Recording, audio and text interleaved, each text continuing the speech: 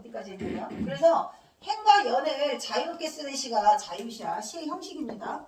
형식이 자유롭다, 자유시. 근데 시의 가장 큰 특징은 운율이라고 그랬어요. 운율이는 언어로 압축해서 드러내는 게, 압축해서 표현하는 게 시예요. 그래서 시 속에 쓰이는 시어는 많은 다양한 의미를 담고 있어.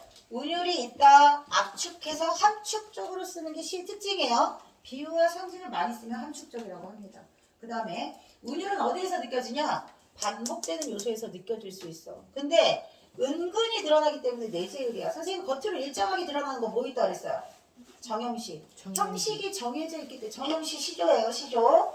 형식이 정해져 있기 때문에 운율이 겉으로 드러나는 겁니다. 그래서 운율이 은근히 드러나는 거고 바깥에 일정하게 드러나는 건 외형률. 외형률은 형식이 정해져 있는 정형식. 정형식은 다른 말로 시조. 그래서 시조는 아직 학교에서 안 가르쳐 주셨어요. 시조의 형식이 정해져 있기 때문에 시조에는 운율이 일정하게 규칙적으로 드러납니다. 그래서 만약에 시험 문제에 글자 수가 규칙적으로 반복되어서 운율이 느껴진다? 안 되는 거야. 글자 수를 규칙적으로 반복하는 시조의 운율 공식 말해보세요. 3, 4조, 사음보. 7음보는 7호조, 3음보를 합친 거네요. 그래서 시조는 3, 4조, 4음보 형식의 외형률을 취합니다. 글자 수가 규칙적으로 세 글자, 네 글자가 눈에 보이게 나온다는 뜻이야. 그리고 글자 수가 세 글자, 네 글자 끊어지는 마디가 음보가 되는 거예요. 알아두셔야 돼요. 자, 시 전반에 걸쳐 설명하는 겁니다. 아까 얘기했던 작은 씨앗에만 해당되는 문제가 아닌 시 전체적인 설명을 하는 거야. 그리고 학교 선생님들이 학교에서 교과서에서 설명하지 않은 내용들도 계속 내는 추세라고 했잖아요. 시라고 하면 기본적으로 알아야 하는 모든 개념들이다. 중고등부, 국어시험에 모두 다 적용되는. 자, 은근히 드러난다. 자유시하고 내재율이 세트고 정형시하고 외형률이 세트인 거예요. 근데 기억하세요. 다음번 시가 나올 때도 학교에서 선생님이 이걸 설명 안 했어. 근데 선지에 나올 수 있는 거예요. 안 말해줘도. 기본이야. 그럼 이 시에서는 단어가 2번 이상 반복될 수 있어요. 시어. 단어야. 그 다음 구조는 무슨 문장 구조가 뭐뭐 하기 때문이다, 뭐뭐 하기 때문이다 이런 식으로 반복될 수가 있어. 또는 이 시에서 가장 많이 반복되는 거 하나 찾으라고 그러면 제일 많이 나오는 게 뭘까요? 이 시에서 한눈에 딱 봤을 때 제일 많이 나오는 게 뭘까요? 나무? 아니 나무도 있겠지만 다른 거. 높임말? 높임말, 종결 표현. 높임말 어디 있어요? 뭐뭐 했어요? 이렇게 많이 나오지. 제일 많이 나오는 건 이거야. 했어요. 요 높임 표현으로 끝나는 종결 표현이요. 이거 누가 말하는 거라 그랬지? 화자가 누구라 그랬지? 주인공? 시야, 작은 시야. 작은 씨앗이 주인공 소설. 화자가 작은 씨앗 괜찮아. 말하는 게 좋아요. 네. 화자가 작은 씨앗이라고 했습니다. 근데 작은 씨앗이 마치 대화하듯이 뭐처럼? 사람처럼 말하듯이 쓰는 의법, 효과. 자연물을 사람처럼 표현하면 친근하게 느껴지는 거야. 그게 문학 개념이야. 의법은 자연물을 사람처럼 친근하게, 생생하게. 알았지? 꽃이 나한테 말을 걸고 있어요. 이럴 수 있잖아. 미쳤나? 이러면 안 돼. 꽃을 보면서 말하는 사람은 꽃을 뭘로 대하는 거야? 사람처럼, 생명체처럼 다루고 있는 거잖아요. 친근하게. 우리 강아지한테 말하잖아. 강아지는 우리한테 말 안 해도. 다 느낀다고 생각하는 거야. 거리감이 좁혀지는, 가깝게 느껴지는 친근한 표현이 의인법이에요. 아시겠죠? 자, 그 다음에 작은 씨앗이 큰 나무가 되는 과정을 설명하고 있다 그랬습니다. 그 과정이 과거, 현재, 과거이고 또는 봄, 여름, 가을, 겨울일 수도 있어요. 시간 순서대로면 여기가 과거가 아니라 미래가 나와야겠죠. 근데 마지막에 나의 소원은 이거였어요. 그리고 나는 현재 나의 소원이 이루어졌다, 안 이루어졌다? 이루어졌다. 그래서 누군가에게 도움이 되는 아주 강하고 단단한 뿌리 깊은 나무가 되었어요. 근데 그 전에 원래는 아주 작은 씨앗이었는데 작은 씨앗이 자연의 보살핌으로 나간 거야. 태어난 거야. 씨앗이 싹이 트기 위해서 씨앗이 싹 트려면 봄이 되면 여기 막 햇빛이 내리고 바람이 불고 얼마 전에 비 오니까 오늘도 이제 비가 온다 그러니까 활짝 만개한 꽃들이 좀 지겠죠. 근데 꽃봉오리가 딱 터뜨리려고 하면 비의 도움을 받아야 돼. 자연물, 들녘, 바람, 햇빛, 단비는 모두 작은 씨앗이 생명으로 탄생하기까지 보살펴 준 것들이야. 아기가 태어날 때 주변에 보살핌이 필요하겠죠. 그래서 세상에 나온 작은 씨앗, 경이로움은 누가 느낀 거예요? 작은 씨앗이 씨앗. 느낀 거예요. 와, 놀라운 세상에 나왔어. 작은 씨앗이 딱 떴으니까 뭐야? 봄이야. 봄. 자, 그리고 이제 여기는 지금 전부 현재 뿌리 깊은 나무가 현재의 모습이니까 전부 다 과거입니다. 실현의 과정. 자, 어떤 실현? 불볕에 뜨거운 햇빛이 막 내리 비쳐요. 그 작은 씨앗이 무럭무럭 성장하겠죠. 어떤 시련과 고난을 인생에서 겪을 때 누군가의 도움이 아니라 태어날 때 처음에 보살핌 받았는데 외롭고 쓸쓸하게. 그래서 시에서 뭐라고 표현을 했냐면 시를 보시면 자, 두 번째 가려고 그럴게요. 오행 밑에 때로는 목마름으로 불볕의 시간. 떼약볕 불볕 땡볕 밑에서 목 엄청 마르지. 여름입니다. 불볕의 시간 여름. 견뎌야 했어요. 별표. 그 불볕의 시간을 견뎠어. 혼자서 버림받은 목숨처럼 줄쳐. 자, 처럼이 뭐예요? 지규법입니다. 동그라미처럼. 지규법. 비유할 때 원관념과 보조관념을 연결해주는 처럼. 밑에 적으세요. 같이 드, 인, 양과 같은 처럼 같이 드, 인, 양과 같은 말이 반복되면 들어가 있으면 지규법. 그럼 여기에서 버림받은 목숨의 원관념은 뭘까요?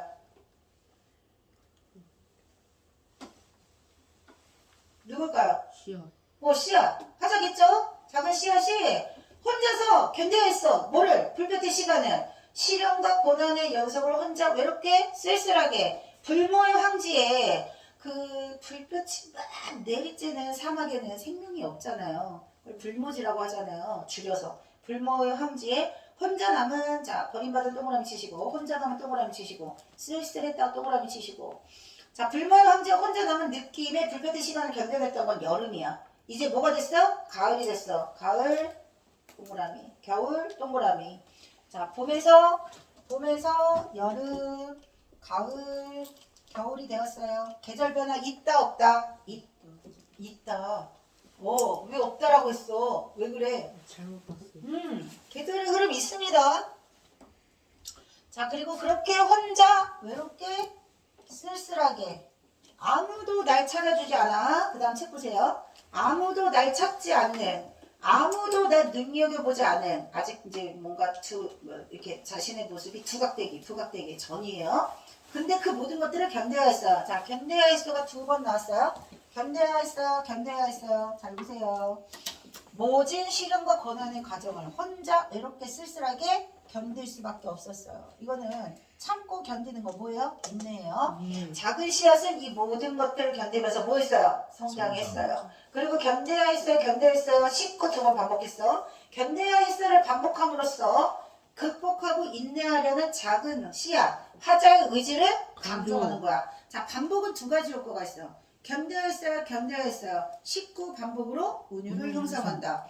운율 형성과 의미 강조가 반복에서는 무조건 다 공통적으로 들어가는 거야. 알았지? 반복하면 운율 형성되고 모두 의미도 강조된다. 그래서 견뎌야 했어 반복해서 의미를 강조했다. 어떤 의미? 참고 이겨냈다. 그러는 과정에서 밑에 보세요. 눈물 짓던 밤. 자, 불볕의 시간도 여기 선생님이 다 모아서 썼잖아요. 시련과 고난의 연속이야. 그 힘든 시간 동안 눈물 지었고 그런 날들이 많이 오랫동안 지속됐어. 근데 나는 좌절하지 않고 절망하지 않고 그 절망의 순간에도 뭐 했어요? 끝까지 앞으로 계속 나아갔어요. 어떤 의미인지 알겠죠? 여기 과거야. 오른쪽 보세요. 자, 이제 현재. 자, 나 화자 표면에 직접 드러난다. 시에서 화자가 표면에 직접 드러나면 화자가 말하려는 게 좀 잘 드러나. 나가 무슨 생각을 하는지, 나가 무슨 상황에 처했는지, 지금 씨앗이 어떤 상황인지, 뭐를 하고 있는지 다 드러나잖아요. 그래서 나가 표면에 드러나는 시가 훨씬 더 해석하기가 쉽습니다. 그러면 여기서 만약에 시험 문제 선생님들이 출제를 하신다 그러면 여기에서 나는 작은 씨앗이니까 시인 자신이다 그러면 돼요? 안 돼요? 안 돼요. 그래서 화자가 드러나지 않을 때 화자는 작가의 대리인 역할을 할 때가 훨씬 더 많고요. 작가일 때도 있어. 근데 주로 정사를 표현하기 때문에 서정적 자아라고 합니다. 표면에 드러날 때는 언제예요? 품 안에 나가 있을 때. 네, 맞아요. 나가 있을 때요. 나와 비슷한 표현 뭐가 있을까요? 나, 우리, 저희와 저희. 같은 시어가 나오면 화자가 표면에 직접 드러나는 경우다. 그럴 때에는 화자의 정서, 태도가 직설적으로 드러날 때가 훨씬 더 많다. 근데 나가 있을 때도 있지만 나가 없을 때도 있다고 그랬습니다. 그러면 나가 없을 때 다른 효과가 있겠죠. 자, 다시 책 보세요. 이제 나는 큰 벌판에 뿌리 깊은 나무가 되었어. 자, 그러니까 이제 넓은 세상에서 나는 이제 단단하고 강인한 뿌리 깊은 나무가 되었어요. 흔들려요, 안 흔들려요? 안 흔들리지 흔들려요. 않아요. 어떤 시련에도 흔들리지 않는 단단하고 강인한 존재가 됐습니다. 책 안 보세요? 선생님 얼굴 뚫어져요. 초콜릿 먹어도 돼. 소리 없이 조용히. 자, 그 다음에 지친 새들이 날아와 작은 꿈을 꾸고, 지친 새들 동그라미죠. 일하는 자의 더운 땀을 식히는, 일하는 자 동그라미 치세요. 지친 새들과 일하는 자에게는 뭐가 필요할까요? 쉼터가 필요하겠죠? 쉼터. 안식이 필요하겠죠? 휴식이 필요하겠죠? 그들에게 휴식이 되어주는 안식처가 되는 시원한 그늘의 나무가 되었습니다. 자, 나무가 만들어주는 시원한 그늘은 지치고 일하는 사람들에게 안식처가 되었습니다. 그래서 우리 사회에 이런 나무 같은 사람들이 있죠. 누군가에게 도움을 주는 사람. 이런 걸 뭐라고 해? 이타적이라고 합니다. 그래서 선생님이 여기 연계되는 작품 알려줬거든요. 이런 거 누군가의 그늘이 돼주는 나무 하면 떠오르는 작품 소설이 있어요.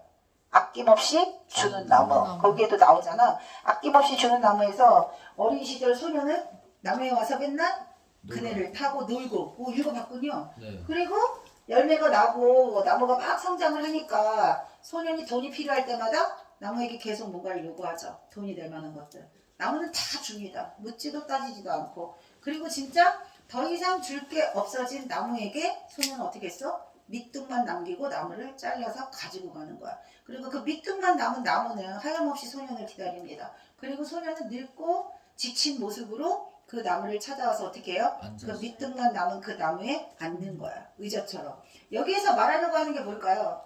아낌없이 주는 나무는 아낌없이 자신을 위해 희생하고 헌신하는 부모님일 거고, 그리고 그 나무에 와서 계속 뭔가를 가지고 가는 건 부모의 사랑으로 무럭무럭 자라고 성장했던 자식이 될 겁니다. 자, 이런 소설하고 가장 똑같은 시가 여기에 있어요.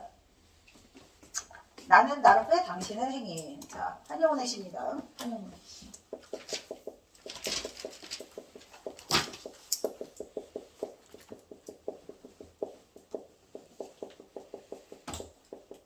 자, 이 사람은 독립운동가였고 승려였습니다. 그리고 한영훈의 작품 세계는 3.1운동이 실패로 끝나고 난 다음에 절망과 좌절에 빠져있는 우리 민중들에게 희망의 메시지를 전달하기 위한 시집을 낸 거야. 그게 님이 침묵이라는 작품이고요. 이 사람의 작품의 특징은 반드시 조국은 해방될 것이다. 근데 지금 우리가 일본의 나라를 빼앗기고 있는 현실을 사랑하는 사람과 이별한 상황이라고 설정을 한 거예요. 그러면 사랑하는 사람과 이별에 있기는 하지만 그에 대한 변함없는 사랑으로 그가 올 때까지 언제까지 믿음을 가지고 확신을 가지고 계속해서 기다린다. 변함없는 사랑을 노래한 사람이야. 그래서 김소월 시인하고 한용운 시인이 같이 연계돼서 많이 나오고요.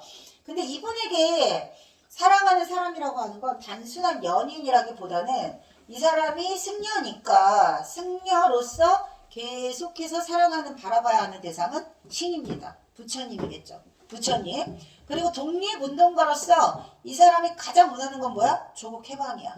그래서 떠난 님이 다시 돌아오는 것이 조국이 해방되는 날이라고 해석을 하는 거예요. 한용운 시인을 기억하세요. 선생님이 김소월 시인 중요하다고 얘기했던 것처럼 한용운 시의 공식은 이겁니다. 그리고 이런 한용운 시인의 작품 경향을 아주 잘 드러내는 게 나는 나룻배 당신은 행인이라는 시예요.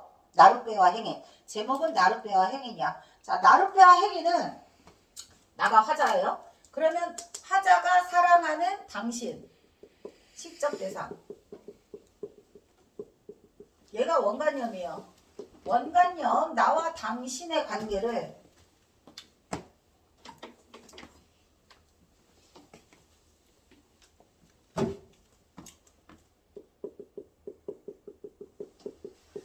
자, 다음부터는 원간염을 A라고 표시하겠습니다.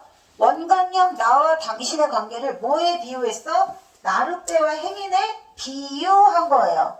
아시겠죠? 그러면 나와 당신의 관계는 나룻배와 행인의 관계와 비슷해. 어떻게 비슷하냐면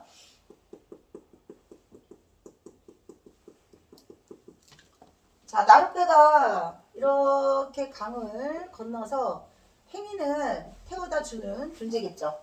행인은 나룻배를 타고 목적지에 도착했어. 그러면 행인은 나룻배를 두고 어떻게 해? 떠나겠죠. 행인이 떠났어. 그러면 혼자 남겨진 나룻배는 행인이 올 때까지 꼼짝 안 하고 여기 기다리는 거야. 어떤 상황인지 알겠지? 아까 잠깐 얘기했어. 당신은 떠났으나 나는 하염없이 당신을 기다릴 겁니다. 당신이 돌아올 것을 믿습니다. 이게 한용운 시라고 했잖아요. 그래서 나룻배가 당신을 대하는 관계는, 나룻배가 행인을 대하는 관계는, 나룻배는 비가 오면 갈까요? 안 갈까요? 안 가요. 비가 와도 눈이 와도 가요. 버스가 뜨고 지하철이 뜨는 것처럼 갑니다. 무조건. 그래서 비가 오나 눈이 오나 어떤 시련이 와도 당신이 원하시는 곳이라면 갑니다. 내가 당신을 대하는 건 아무리 힘들어도 어려워도 꾹 참고 한 단어로 뭐야? 인내. 있네. 그리고 당신이 가고 난 다음에 내가 당신을 하염없이 계속 기다릴 수 있는 건 당신이 올 거라는 걸 믿기 때문에. 그러니까 진짜 사랑하는 사람은 그 사람을 믿어야 되는 거야. 당신에 대한 믿음. 나는 당신을 믿는다. 그래서 당신이 올 때까지 비가 오고 눈이 오면 나룻배 나무로 만든 거다. 어떻게 될까? 비바람을 맞으면. 썩겠죠. 썩어요. 낡겠죠. 그래도 끝까지 참고 당신을 기다리는 거야. 헌신하며 희생하며. 이게 한영원이 생각하는 사랑이에요. 자, 이러시면 혼납니다. 둘 다 나눠 먹고 끝내세요. 죄송합니다. 아니 뭐 먹을 순 있어. 근데 먹는데 집중해가지고 산만해지면 안 되겠죠. 죄송합니다. 내가 당신을 이렇게 사랑하는 사람이야. 그러면 이제 행인을 보세요. 나룻배에 타는 행인은 신발을 벗고 탈까요? 신고 탈까요? 신고 타요. 신고 타죠. 벗고 타는 사람 없어요. 뭐 나룻배야 내가 좀 더러우니까 벗어줄게. 이거 아니지. 그냥 흙이 묻은 신발 그대로 나룻배를 타요. 그리고 나룻배야 내가 잘 돌아올 테니까 그때까지 기다려줘. 이게 아니야. 그냥 말없이 돌아가. 말없이 자기 갈 길 가. 그러니까 나룻배는 행인을 사랑하지만 행인은 나룻배에 아무 관심이 없어요. 이게 안타까운 거야. 짝사랑인 겁니다. 사랑 노래로 보면. 19절 지금 얘기하는 거야. 자, 그래서 행인은 나룻배를 두고 무심하게, 무관심하게 당신이 나를 대하는 태도야. 행인하고 나룻배면 어떤 관계인지 충분히 이해가 되지? 네. 나와 당신의 관계를 나룻배와 행인에 빗대어서 표현을 하니까 비유 중에서 은유법이에요. 비유해서 표현을 하니까 훨씬 더 구체적으로 느껴지는 거야. 생생하게. 아, 나룻배하고 행인이 이렇지? 내가 당신을 대하는 마음이 이런 거구나. 그럼 여기에서 나는 자식일까요? 부모일까요? 부모님이야. 부모님의 아낌없는 사랑이라고 해석할 수 있어요. 또는 지금 아까 얘기했던 아낌없이 주는 나무가 모든 것을 아낌없이 주는 부모의 헌신적인 사랑일 수 있단 말이야. 이렇게 또 해석을 할 수가 있어요. 그쵸? 근데 자식은 부모의 사랑? 모릅니다. 자식이 부모가 돼보기 전까지는. 아니면 부모님이 돌아가실 때쯤 알면 그나마 다행이지. 그런 거야. 부모와 자식의 관계라고 하는 것은 헌신적인 희생적인 사랑. 자, 표현법 하나 더 있어. A는 B라고 표현을 했기 때문에 은유법이야. 근데 요게 지금 일행, 이행이에요. 일행하고 이행하고 구조가 똑같습니다. 단어만 바꿨지 구조가 똑같아. 구조가 같은 걸, 구조가 비슷한 걸 대구법이라고 해요. 대구법. 너무 유명한 시고 교과서 개정되면서 교과서에 다시 수록됐습니다. 교과서에 다시 수록됐다는 건 한영훈 시인하고 김소은 시인이 최근 몇 년 동안 조금 약간 출제율에서 조금 낮아졌어요. 몇 년 단위로 핫한 작가들이 있어. 근데 늘 항상 알아야 되는 작가 중에 한 명이고요. 다시 교과서에 실리면서 출제율이 좀 높아졌다는 거, 그리고 학교에서 학습지를 해주셨으니까 선생님이 그런 거 감안하셔서 설명해 주신 것 같아요. 그래서 그거 알아두시고 나룻배와 행이 시험 문제에 연계돼서 문제집에 많이 나오니까 해석 잘 하시오. 자, 그 다음 다시 일로 돌아오세요. 자, 시원한 그늘의 나무가 되었어요가 아니라 나무 이렇게 끝난 거야. 그 다른 행하고 다르게 거기 봐봐. 18행에 보시면 시를 보세요. 자, 더운 담을 식히는 시원한 그늘에 나무 이렇게 끝났지. 띄웠어요 이런 게 아니라. 그러니까 만약에 명사로 행이 끝났어. 시상이 집약된다는 게 뭐냐면 거기에 딱 이렇게 집중할 수 있다는 뜻이야. 그러니까 여기 있는 나무의 의미, 누군가의 안식처가 되는 뿌리 깊은 나무가 되었다. 그리고 밑에도 소원 이렇게 명사로 끝났지. 그 행이 명사로 끝날 때에는 시상이 집약되는 효과가 있고 의미를 강조하는 효과도 있는 거예요. 그래서 화자가 자신이 이런 나무가 되었다는 걸 뿌듯해하는 거야.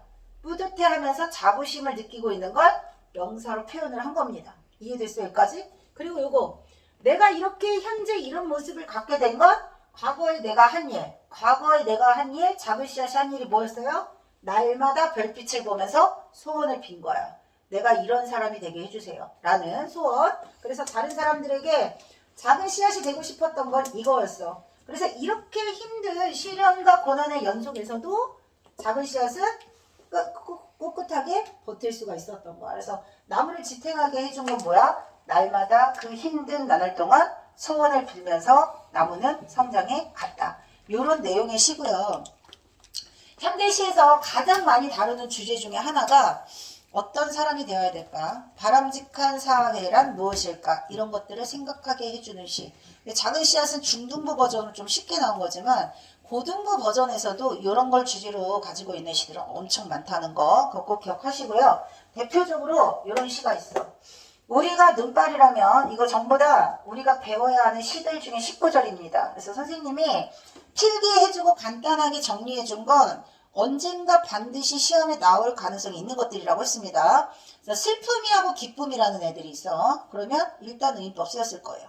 슬픔과 기쁨은 추상적이야. 근데 이걸 사람이라고 생각을 해봐. 슬픔에는 어떤 애냐면 타인의 아픔에 공감할 줄 아는 아이야. 그러니까 슬픔이가 이타적인 애야. 슬픔이가 나야. 그러니까 여기 있는 작은 씨앗 같은 애야. 튼튼한 뿌리가 되어서 누군가의 그늘이 되어주는 나무 같은 아이. 그런데 기쁨이는 뭐냐면 자기만 아는 이기적인 애야.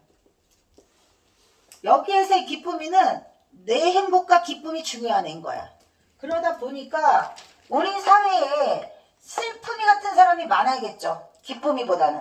이타적인 사람이 많아야 되잖아. 그래서 기쁨이는 어떤 애냐면 구체적으로 이제 겨울에 보면 그 노점이나 이 그 길가에서 이렇게 조금씩 뭐 이렇게 놓고 파시는 할머니 이러신 분들이 있거든요. 그러니까 할머니가 겨울에 귤을 놓고 팔고 있어. 그러면 마음씨 따뜻한 사람들은 할머니 이거 제가 다 사드릴 테니까 추운데 얼른 들어가세요. 이런 애는 슬픔이 같은 애야. 할머니 너무 고생한다. 근데 거기 앉아서 깎아주세요 막 이러면서 좋아하는 애가 기쁨이 같은 애인 거야. 어떤 애인지 알겠지. 그래서 그 할머니한테 귤값을 깎던 너에게 내가 알려주고 싶은 거 타인의 슬픔과 아픔을 공감할 줄 아는 따뜻한 사람이 되어야 한다라는 걸 기쁨에게 알려주고 싶은 거야. 여기까지 이해됐지? 그래서 사랑보다도 소중한 슬픔의 힘 잘못 보통은 사랑이 소중하겠지만 사랑보다 더 소중한 슬픔의 힘을 기쁨에게 알려주고 싶은 거야. 슬픔은 우리 사회를 따뜻하게 만들겠죠. 밝고 훈훈하게 만들겠죠. 이타적인 사람이니까. 그래서 타인의 아픔에 공감하고 위안을 줄 수 있는 그런 존재가 되어야 한다 기쁨아 라고 슬픔이가 얘기하는 버전이야. 어떤 말인지 알겠지? 제목도 슬픔이 기쁨에게야. 제목도. 그 다음에 제목이 우리가 눈발이라면이라는 시예요. 이거 다 다른 시예요. 첫 번째 시, 두 번째 시 다른 시예요. 자, 우리가 눈발이라면 눈발은 꽃송이처럼 한방눈이 막 소복하게 내렸다고 생각해봐. 그럼 그 한방눈이 내린 온 세상의 하얀 그곳에서 뭐 하고 싶을까요? 눈썰매도 타고 눈사람도 만들고. 그래서 나왔잖아 다이소에서. 오리 다음에 뭐가 또 나온 것 같던데. 이게 찍어내는 거. 눈사람 찍는 거. 너무 예쁘잖아. 그래서 막 또 올려. 부사랑 인스타에 막 올라옵니다. 한방눈 내리면 막 만날까? 어떡하지? 막 신나고 설레고 기쁨이 되는 게 한방눈이야. 근데 그런 거 말고 바닥에 그냥 추적추적 비가 내린 것처럼 좀 지저분하게 이렇게 쌓이지 않는 눈은 짙눈깨비야. 똑같은 눈인데 달라. 누군가에게 기쁨을 주는 한방눈. 그리고 누군가에게 부정적으로 별로 기쁨을 주지 않는 진눈깨비. 뭐랑 비슷해요? 슬픔이하고 기쁨의 관계하고 비슷한 거야. 그러니까 한방눈처럼 누군가에게 위로가 되고 위안이 되고 희망이 되고 기쁨이 되는 그런 사람이 참 많아야겠죠, 우리 사회에. 그래서 이런 소망을 담은 시, 대표적인 작은 시약과 내용면에 있어서 유사한 성질을 가지고 있는 시예요. 근데 이건 중등부 버전, 작은 씨앗은 중등부 버전, 이거는 고등부 버전. 이해됐지? 이거 말고도 비슷한 주제와 표현을 가지고 있는 시들은 너무 많아. 2개 정도만 기억하고 있어도 이거랑 비슷한 시 나오면 다 맞출 수 있어요. 아시겠지? 공통적인 주제는 뭐야? 우리 사이 필요한 사람은 뭐야? 누군가에게 기쁨과 희망과 위로가 되는 그런 사람이 많아져요. 연탄 한 장이라는 시도 있어요. 네? 연탄 한 장. 아, 연탄이 뭘까요? 그 따뜻한 누군가를 따뜻하게 훈훈하게 데워주고 자기는 쓸쓸하게 사라지는 거야. 그래서 연탄 세대. 니네는 무슨 세대지? 보일러 세대? 보일러. 석유 세대예요. 그리고 이제 전기 세대. 그리고 이제 뭐가 될까? AI가 되려나? 내가 요즘 좀 챗 GPT에 좀 빠지기는 했는데 진짜 말을 그냥 대답 수수수수. 근데 인터넷 검색하는 거랑 엄청 달라가지고. 그치? 속도를 엄청 단축해줘. 그래서 그냥 잠깐만 물어봐야지 하고 들어갔다 밤샌 적이 있었어요. 그러니까 선생님 정도 나이 되면 이것저것 복잡한 법적인 절차가 있단 말이야. 그래서 뭐 세금을 어떻게 할지, 그리고 이제 의뢰를 받은 거야. 선생님 아버지한테. 그래서 그걸 물어봤는데 해볼까? 이러고 들어갔다가 뭐 너무 받고 꼬리를 물고 뭐 더 알려줘 뭐 이렇게 되는 거지. 자, 무슨 얘기냐면 연탄을 때우던 사람들은 주변에 연탄이 너무 흔하거든요. 근데 겨울이 되면 우리는 여기에다가 눈 빈칸길에 넘어지지 말라고 약을 치지만 옛날에는 연탄을 부셔가지고 너 어떻게 알아요 그걸? 그 검정고무신. 검정고무신 맞아. 나는 검정고무신 뒷세대예요. 그래요? 근데 뒷세대예요. 선생님은 X세대예요. 오렌지족 X세대 들어봤나? 나 오렌지족이야. X세대야. 오렌지족은 아니야. 오렌지족은 돈이 많아야 돼. 난 돈은 없었어. 자, 그래가지고 그 연탄을 가지고 시를 쓴 거예요. 연탄처럼 누군가를 위해서 다 온몸을 불사르고 희생하고. 아까 말했던 나로 배워 행인의 시, 그리고 지금 배웠던 이 모든 시. 이렇게 계속 꼬리를 물고 엄청나게 많은 작품들이 있다고 해석할 수 있어야 된다. 알겠죠? 1번 주제라고 했어요. 현대시에서 가장 많이 나오는. 자, 그럼 이제 여기부터 학교 학습지입니다. 화자를 찾을 거예요. 화자. 전부 학교 학습지야.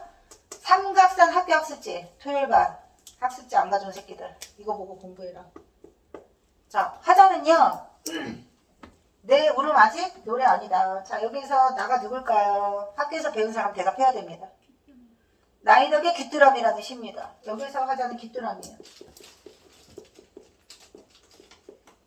표면에 드러나는 나가 사람이 아니라 자연물 귀뚜라미입니다. 귀뚜라미 우는 소리 들어봤어요? 네. 언제 주로 들리지? 밤? 밤에. 그리고 계절은? 가을. 맞아요. 가을이에요. 귀뚜라미는 여름인지 우리 좀 있으면 엄청 더워지겠지. 그러면 여름에는 무슨 소리가 제일 많이 들리죠? 매미 울음소리가 제일 많이 들어. 여름의 상징은 매미야. 낮에 그냥 막 시끄럽게 그 하늘을 찌를 듯한 소리?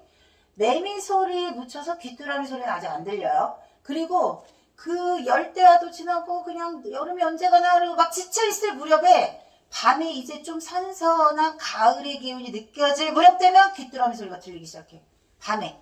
아무도 없는 쓸쓸하고 외로운 밤에 들리는 귀뚜라미 소리하고 한낮에 이글거리는 태양빛이 막 찌르듯이 들리는 매미 울음소리는 분위기와 느낌이 완전 달라요.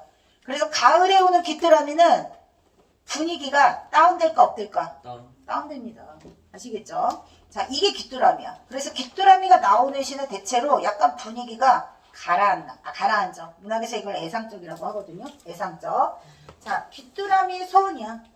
울음이라고 하는 것은 아직 누군가의 마음과 심금을 울리는 그런 감동을 주지 못하는 소리. 근데 노래는 누군가에게 감동을 주는 소리. 이게 다른 거야. 내 울음이 노래가 되는 그 날을 소망하는 거야. 열심히 창작 활동을 하면서 누군가에게 감동을 주는 시를 쓰고 싶은 나이덕 작가의 소망을 귀뚜라미가 누군가에게 감동을 주는 노래를 부르고 싶은 걸로 표현을 한 거예요. 아시겠죠? 여기에서 화자는 작가의 생각을 대신 전달하는 자음을 귀뚜라미. 자, 귀뚜라미, 매미 서로 다르다. 화자 찾는 거야. 누구라고? 나이덕 작품이라고 했어요. 자, 그 다음 하늘을 우러 한 점 부끄러움 없기를. 이 시는요, 윤동주의 가장 대표적입니다. 윤동주의 가장 대표적이고요. 서시는 시간적 순서가 나와. 하늘을 우러 한 점 부끄러움이 없기를 입새에 있는 바람에도 나는 괴로워했다. 이거 뭐야? 과거죠. 과거. 그리고 먼 훗날 조국이 해방되었을 때 내가 주어진 길, 나한테 주어진 길을 갈아야겠다. 모든 죽어가는 것을 사랑해야지. 중간에 생략된 부분이 그거예요. 현재. 근데 마지막, 현재된다. 미래예요. 미래. 해방된 조국에서 나는 이렇게 살아야겠다. 미래야. 그 다음 여기. 오늘 밤에도 현재겠죠. 근데 오늘 밤은 일제감정기의 현실이야. 윤동주가 살았던 시대. 윤동주는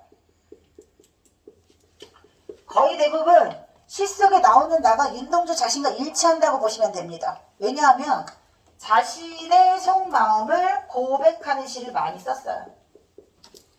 나는 부끄럼 없게 살기를 원했어. 화자의 소망은 부끄러움이 없기를이야. 근데 그렇게 살았을까? 그러면 부끄럽지 않았겠지. 그래서 괴로운 거야.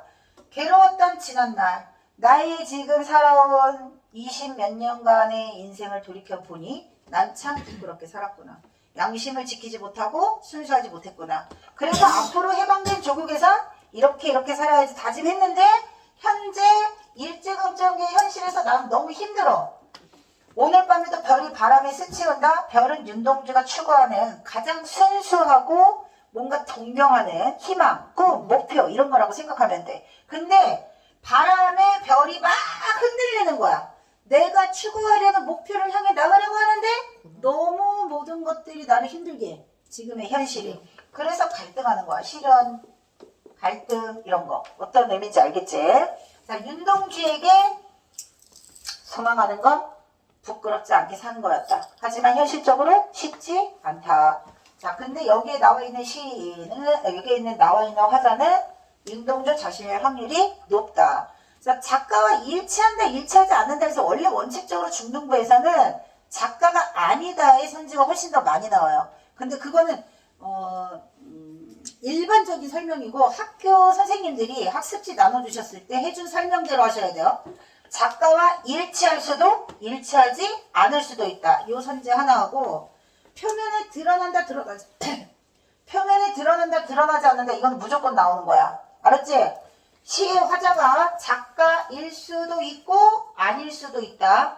학습지 버전이야. 학습지대로 하셔야 돼요. 그 다음에 여기 보세요. 자, 한영훈 시 중요하다고 했다면 김소월 시인의 작품도 너무너무 중요합니다. 여기 김소월이에요. 김소월의 진달래꽃.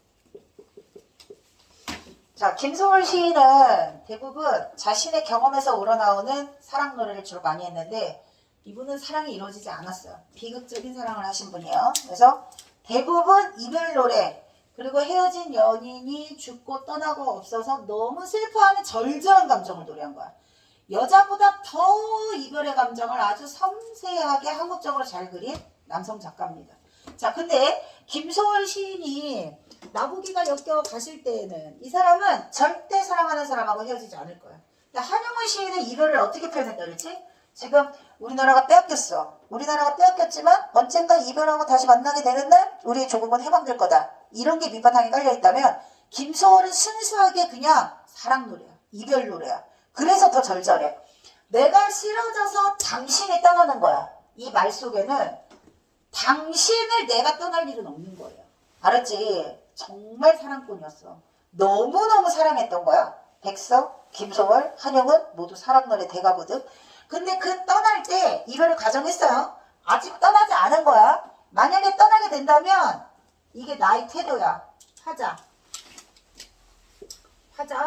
나의 태도. 근데 이 시에 등장하는 나는 여자일까요? 남자일까요? 남자. 왜? 근거를 내. 반드시 근거가 있어. 왜 남자일까요? 그 뭐랄까 그 상상하시면 안 되고 시 여기 나와 있는 거 안에서 생각해야 돼. 아 그래요? 시 안에서 해석해야 아 돼. 저요. 네. 말투가 남자 같아요. 어디에서요? 어디에서요? 가시 없어서 흘리우리다. 너 평상시 그렇게 얘기해요? 자, 사진 들어보세요. 도련님 가시 없어서요. 자네 가시 없어서 이게 어느 게 맞아요? 어느 게 맞아요? 점사. 뭐랄까 이별을 나- 대하는 그런 남자 같은 거였죠. 아, 너 사랑꾼이구나. 이별을 대하는 태도. 자, 가시 없어서 여기 네. 아까 얘기한 끝나는 종결 표현, 약간 높이는 공손한 표현은 여성 말투예요. 여성 말투야. 그리고 그런 걸 주로 생각해야 돼. 이 1920년대 활동했던 작가들은 전통적인 그런 어떤 여성상이 있어. 전통적인 여성상은 지금 여기서 이별을 내가 한다고 그랬어, 당신이 한다고 그랬어. 이별을 내가 당하는 거야. 전통적인 여인은 이별을 당하는 거지. 엘리 알아, 엘리? 보여줄게. 나를 떠나는 너 새끼. 내가 지옥 맛을 보여주겠어. 엘리 노래 몰라? 보여줄게랑 막 그 강한 막 그 소리 지르면서 막 뭐해? 그런 거야. 이건 현대 여성상. 보여줄게 알죠? 내가 가사 많이 생각 안 나는데 난 드럼만 쳐서 가사는 잘 생각이 안 나. 그거하고 내가 원래 좋아하는 건 잔나비인데. 오 잔나비 좋아하셔요? 선생님 잔나비 좋아해요. 나 저도 잔나비 잔나비 좋아해요. 잔나비랑 저 누구지? 장범준 좋아해요. 장범준. 왜? 안 그렇게 생겼어? 산울림 세대 같니? 어렸을 때 산울림 좋아하고. 왜냐하면 옛날에 산울림이라는 그룹의 전통을 이은 게 잔나비하고 또 하나 더 있지. 저 뭐더라? 싱어게인에 나왔던 그 비슷한 결이 있는데. 이무진. 이무진 말고 우승했던 애. 나는 이무진을 더 좋아. 맞아 이승윤. 걔야. 하여튼 그런 흐름 좋아해. 그래서 내가 로제 아파트 너무 좋아가지고 로제 아파트를 치려고 악보를 딱 봤는데 와씨 168? 도저히 따라갈 수 없는 박자야. 도저히 따라갈 수 없는 박자라 가지고 원래 로제의 아파트 말고 옛날 버전 윤수일의 아파트라고 했어요. 요건 좀 쉬우려나? 왜냐면 이게 내가 앵콜곡을 좀 준비하려고 뭐 신나고 밝고 막 이런 거를 막 서칭을 했거든. 근데 원래 그렇게 빠른 곡들은 리듬이 복잡하지 않아요. 리듬이 복잡하지 않아서 칠만 하거든. 근데 속도가 진짜 겁내 빨리. 168 못 따라가. 120만 넘어가도 장난 아니거든. 이게 허리랑 목이 괜히 아픈 게 아니야. 온 그걸로 막 따라가려고 하니까. 윤수리 아파트를 탔을 때 그것도 막 한 130 막 이렇게 되더라고. 이거 포기. 다른 빠른 곡으로 신나는 곡을 해야겠다. 자, 근데 지금 얘기한 대로 약간 존대하는 높이는 표현이 나와 있는 말투는 여성화자예요. 아시겠죠? 그래서 이별을 대한 여기 있는 나는 여성화자야. 말투를 보고 알 수 있어요. 그리고 또 전통적인 여성은 이별을 대할 때 소극적일까요? 적극적일까요? 적극적. 지금 그건 에일리. 보여줄게가 적극적이고 너놈에게 보여줄게 적극적. 아니 당신이 떠날 때 나는 말없이 보낼 거야. 눈물을 흘리더라도 말없이. 자, 이거 알아두셔야 돼요. 체념이라는 건 안 돼, 못 떠나 이게 아니라 할 수 없죠. 알겠어요? 받아들인다는 뜻이야. 체념이라 순순히 받아들인다는 뜻이야. 문학 용어야. 문학에서 체념이 나오면 현실 수능적 태도야. 현실을 수능하겠다는 건 적극적인 저항 의지보다는 소극적인 태도를 의미하는 거야. 그냥 받아들여야 하는 현실, 받아들여야 하는 운명. 한 단어로 말하면 뭐라고요? 체념이야. 알아들어 그랬어. 자, 그래서 체념하고 그렇게 나를 떠나는 놈한테 꽃도 뿌려주는 거야. 허동에 막 꽃을 막 이렇게 진달래꽃 아니면은 막 벚꽃 흩날리는 그런 이별 상황이야. 그 사람의 앞길에 꽃길을 뿌려주겠다? 축복해주겠다. 축복해주겠다는 뜻이야. 이게 사람 여자의 마음 몰라. 너무 축복해주겠다. 그러면 당신은 그 꽃을 밟고 가세요. 그 꽃은 근데 나를 밟고 가는 것과 같은 거야. 왜냐면 진달래꽃이 내 마음이니까. 당신을 축복해 줄 거니까 당신은 그냥 밟고 가기만 하세요. 희생. 맞아. 난 너무 마음이 아프겠지. 너무 마음이 아프지만 희생하고 헌신하겠다. 한영훈의 나올배랑 비슷하다고 보시면 돼요. 뭐만 추가됐어? 축복이 추가된 거라고 보시면 돼요. 그러니까 이별할 때 여러 가지 버전이 있을 수 있잖아. 내가 아까 이거 너에게 지옥 맛을 보여주겠어 이런 사람이 있는가 하면 그래도 잘 살아 건강하게 좋은 사람 만나서 이렇게 축복해주는 서로의 미래를 막 응원해주는 어떤 쪽이에요? 찌질하게 굴지 말고 깔끔하게 쿨하게 축복해주면서 이런 거라고 보면 돼. 근데 전통적인 여성은 대부분 이런 형태를 많이 써. 그리고 요거가 중요한 겁니다. 당신을 이렇게 순순히 보내주는 여자가 말로는 축복해줄게요. 안녕 내 사랑 이러고 있는데 눈물을 막 질질 흘려봐. 눈물을 펑펑 쏟으면 그 사람이 떠나갈 때 마음이 어떻겠어? 불편하겠죠? 그 사람을 위해서 꾹 참는 거야. 슬퍼도 꾹 참는다? 한 단어로 뭐야? 꾹 참는다. 네.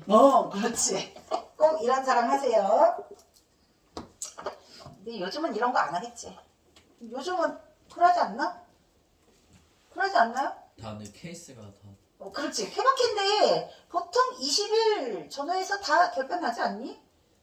아니야? 1년 넘는 거 말도 안 되지 않아? 300일? 1년? 요즘은 다 한 달 단위더만 일주일 만에 끝나는 것도 막 하겠다고 하고 그런 건 아니야. 그런 거 다 치워. 한 달은 그래도 최소. 내가 알기로 20일이 가장 많다고 들었어. 몇 년 전부터. 깜짝 놀랐어 진짜. 20. 그러던데? 20일 정도. 보통 300일 가는데? 진짜로?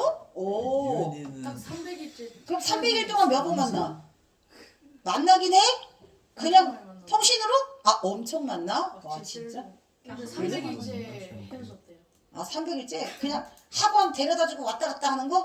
네 요즘 트렌드를 알았어. 길 다니다 보면 학원 왔다 갔다 할 때 만나는 것 같더라고. 학교 커플들이. 산책도 산책? 어디를? 이게 SK 아파트라서 그렇구나. 할 게 산책밖에 없구나. 동네 돌아다니기. 있을 상이야. 오. 아니야? 자일상인가? 있게 생겼는데. 아니야? 없어? 자, 그래서 꼭 참고, 슬프지만 꼭 참겠다. 희생하겠다. 요거 공식처럼 알아두시면 됩니다. 그러니까 이거 출제는 김소월은 남자라고 했어. 근데 나는 누구라고? 여자야. 왜 여자로 설정했을까요? 이별 노래야. 절절하잖아. 슬프잖아. 그래서 여자가 훨씬 더 다 이 감정을 드러내게 적합할 거다. 자, 결국 화자는 자신이 얘기하고자 하는 바를 가장 적합하게 드러낼 수 있는 화자를 설정한다. 그러니까 이렇게 많이 나와 있는 시들 중에서 화자하고 작가하고 일치하는 경우는 윤동주 하나 정도다. 이 뜻이에요. 그리고 여기 또 하나 있어. 나 온몸으로 겨울 표적되어서 오직 쓰러지기에. 자, 박노해님의 진달래꽃입니다. 김소월의 진달래꽃은 화자가 말하고자 하는 자신이 그 떠나보내는 사랑하는 사람을 대하는 태도를 드러내는 화자의 분신인 거예요. 그런데 박노해님의 진달래꽃은 사랑 노래가 아닙니다. 박노해님은 노동시인입니다. 자, 일제강점기 때 저항시, 그 다음에 독재정권의 참여시, 그 뒤를 잇는 게 민중시, 노동시 이렇게 되는 거거든요. 노동시는 뭐예요? 그러니까 우리나라가 산업사회로 접어들고 군부독재 시절에 많은 노동자들이 엄청나게 희생을 강요받았어. 법적으로. 그래서 열악한 환경에서 오랫동안 노동에 시달리지만 월급은 쥐꼬리만큼 받고. 지금 청계천 나가봤죠? 청계천 안 나갔습니까? 청계천 있잖아. 청계천. 거기 지금 우리 삐까뻔쩍한 빌딩에 막 이렇게 예쁘게 수변 공원 막 만들어가지고 거기에 막 물고기도 있고 엄청 예쁘잖아. 청계천이 서울의 명소. 어. 동대문 쪽. 동대문. DDP. 아는 게 뭐 있어? 아니 거기 청계천에서 그래서 맨날 막 그 뭐지? 연등 행사 뭐 이런 거 하잖아. 광화문 못 가서. 옆에 거기! 강화도를 그렇죠. 거기에요. 음. 거기 지나다니다 보시면 전태일 건물이라고 있어요. 그치. 청계천 우리 집에 우리 동네에서 가까워서 이렇게 부모님들이랑 가끔 이렇게 뭐 나들이나 옆에 뭐. 벚꽃나무 쭉 그치, 있고. 맞아. 명소. 봄에는 벚꽃, 그 다음에 겨울에는 연등 불꽃 축제 뭐 이런 거. 그래서 그 일대가 지금은 완전 도심 한복판에 그냥 전형적인 발전된 서울의 모습을 보여주잖아요. 원래 거기가 작은 공장들과 상점들 점포들이 따닥따닥 붙어있던 곳이었어요. 이명박 전 대통령이 서울시장 되고 싹 다 갈아엎어서 서울을, 그리고 그 다음에 이제 오세훈 시장이 동대문 운동장 없애고 DDP를 세운 거예요. 그리고 내가 X세대라고 그랬잖아요. X세대 서태지 나왔을 때 거기 동대문 일대가 모든 전국에 있는 춤꾼들이 나와가지고 거기서 공연을 하던 곳이었어. 두탐을 하고 지금 이제 극장가도 다 한산해지고 패션 타운도 다 이제 없어졌잖아요. 밤에 그냥 거의 불야성이었어. 이 서울의 역사를 내가 이렇게 진짜 미아 사거리에 다리가 있었던 거 알아? 그거 다 철거한 겁니다. 그러니까 고속도로 비슷하게 다리 같은 게 있었어. 육교 같은 비슷한 다리. 근데 그 모든 것들도 다 없앤 거야. 서울시에서 이제 이 앞이 가로막혀 있고 뭐 그리고 그 수변을 다시 복구한 거지. 아름답게 이렇게 한강에서 사람들이 수영을 막 즐기는 그런 걸로 막 바꾼 것처럼 청계천 일대도 서울은 계속 좋아질 겁니다. 그래서 시골하고 서울하고 점점 격차가 벌어지고 있죠. 그래서 서울이 가고 싶은 도시 세계 상위권에 랭크되어 있어. 아주. 그래요? 그래서 외국인들 엄청 많이 온 거야. 그래서 대한민국이 국토도 절반 반쪽 낮죠. 반토막 남지만 지금은 또 거의 서울에 너무 밀집되어 있잖아요. 지방 같은 경우는 막 한적한 곳 이런 곳 넘쳐 나는데 중소도시 정도만 사람이 있고 뭐 이렇게. 그래서 그 청계천 주변에 공장들에서 많은 젊은이들이 시골에서 상경해가지고 노동 착취를 당한 거야. 노동 착취를 당하고 12시간, 20시간 일하면서 인간 같지 않은 대접을 받았던 그 시절. 그때 저항했던 사람들이 김영삼 대통령, 김대중 대통령. 이분들이 그래서 대통령이 된 겁니다. 독재 정권에 맞서서 저항하고. 근데 거기에서 그 나이 어린 너희들 정도 왜 우리 자전거 도둑에 나오는 순환 있잖아. 시골에서 상경해가지고 그 못돼 처먹은 할아버지한테 막 열심히 막 그냥 일하고 돈독이 오른 그 할아버지한테 착취당하는 그 이야기. 그 정도 되는 또래가 공장에서 일을 하다가 우리도 인간이다. 우리에게 인권을 보장해달라 하고 분신자살을 한 사람이 전태일이에요. 그래서 전태일 기념관이 그래서 거기 있는 거야. 뭔 말인지 알겠지? 이런 류의 소재들을 가지고 시를 쓰는 게 노동시인 거야. 민중시. 아시겠죠? 박노인 시인이야. 박노인 작가. 그래서 노동자 출신입니다. 그리고 이분은 나 온몸으로 겨울 퍼졌대요. 여기서 나가 진달래꽃이야. 겨울이라고 하는 것은 여기 있는 밤과 마찬가지로 혹독한 현실, 부정적인 현실. 현실은 시련과 고난의 연속이야. 그런데 거기에 내가 뭔가 저항하겠다는 의지를 진달래꽃의 붉은색의 이미지로 강하게 표현하기 위해서 진달래꽃을 화자로 설정한 겁니다. 자, 진달래꽃이 화자예요. 그리고 내 등 뒤에 꽃 피어오는 너를 위해. 너는 누굴까요? 나 다음에 꽃 피는 진달래 다음. 철쭉꽃. 철쭉이 뭐예요? 진달래 좀 비슷하게 생긴 꽃 있어. 그러니까 이거야. 진달래는 내가 이 부당한 현실에 맞서 싸울 테니까 내 뒤에 오는 너를 위해서. 나의 뭐 후손이 될 수도 있고 자식이 될 수도 있고. 왜 그런 거 있잖아. 독립운동가들이 내 생에 독립이 될 거라고 생각하고 확신을 가지고 독립운동한 게 아니에요. 계란으로 바위치기지. 30몇 년을 일제의 억압과 폭정에 시달리면서 절망적인 현실 속에서도 독립에 대한 의지를 놓지 않은 것 다음 세대를 위한 거야. 자식을 위해서. 우리의 후손을 위해서. 부모님이 그렇게 열심히 일하면서 번 돈을 너희를 위해서 쓰는 거잖아요. 내가 번 돈 내가 쓴다. 이게 아니잖아. 그치? 그런 거랑 비슷하다 보면 돼. 뒤에 뒤따라오는 거. 근데 이게 지금 화자가 꽃이니까 진달래 철쭉 비슷한 식의 피거든요. 매화꽃 피고 지고 벚꽃 피고 지고 이렇게 뒤따라오는 꽃이 있어. 그렇게 표현했다고 보면 되고 단순히 꽃이라고 생각하면 안 되고 내가 앞장서 나갈 테니 나를 따라와. 내 뒤를 따라올 내 뒤에 올 후배, 후손, 자식 뭐 이렇게 생각하시면 됩니다.